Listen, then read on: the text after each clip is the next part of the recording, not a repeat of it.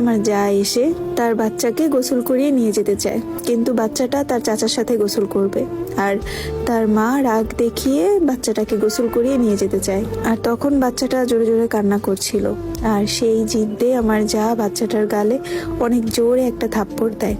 আর ওই সময় আমার শাশুড়ি দৌড়ে চলে আসে। আমার জায়ের বাচ্চাকে আমার স্বামী আর আমার শাশুড়ি এতই ভালোবাসতো যে আমার জায়ের বাচ্চার কান্নার সাথে সাথে ওরাও কান্না করে দেয়। আর আমার শাশুড়ি আমার জাকে অনেকগুলো কথা শোনায়, এক কথায় দুই কথায় ওদের দুইজনের মধ্যে ঝগড়াও লাগে।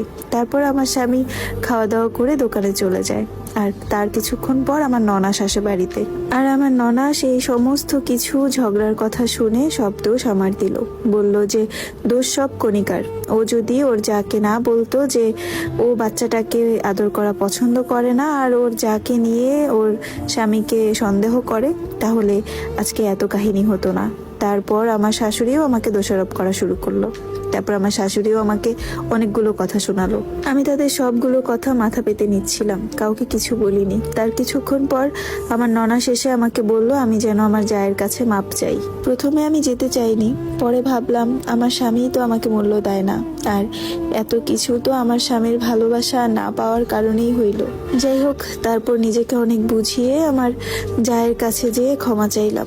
বললাম যে আর কখনো আপনাদেরকে নিয়ে আমি সন্দেহ করব না। আর এইদিকে যেহেতু আমার যা আমার বোন হয়, আমার মাপ চাওয়া দেখে সে কান্না করে দিল, তার সাথে সাথে আমিও কান্না করে দিলাম। তারপর দুইজন মিলে গেলাম। আর এর মধ্যে শুনি আমার শাশুড়ি আমার ননাসকে বলতেছে আমি নাকি আমার স্বামীকে কন্ট্রোল করতে পারি না। সে আমাকেও বলতো তুমি তোমার স্বামীকে কন্ট্রোল করতে পারো না। আচ্ছা, একটা ছেলেকে কিভাবে কন্ট্রোল করে সে যদি কথাই না শুনে? এভাবেই দিন চলতে লাগলো। তার কিছুদিন পর আমি আমার বাবার বাড়িতে আসলাম, আর তখন আমার ননাস, কারণ আমার বিয়ের সময় আমার ননাস ছিল না। উনি আমাদের বিয়েতে না থাকার কারণ হলো উনি ঢাকায় ছিলেন। সেদিনও যখন আমার ননাস আমাকে আনতে গেল আমি প্রচুর কান্নাকাটি করি। আমি তখন আসতে চাচ্ছিলাম না। আমার ননাস আমাকে জিজ্ঞাসা করলো কেন তুমি শ্বশুর বাড়িতে যেতে চাও না। তখন আমি তাকে সবকিছু খুলে বললাম। তখন সে আমাকে বলল আমি তো এই সমস্ত কিছু জানতাম না। আচ্ছা ঠিক আছে, চলো আমি এই ব্যাপারটা নিয়ে লিটনের সাথে কথা বলবো। আর আমার কান্না দেখে আমার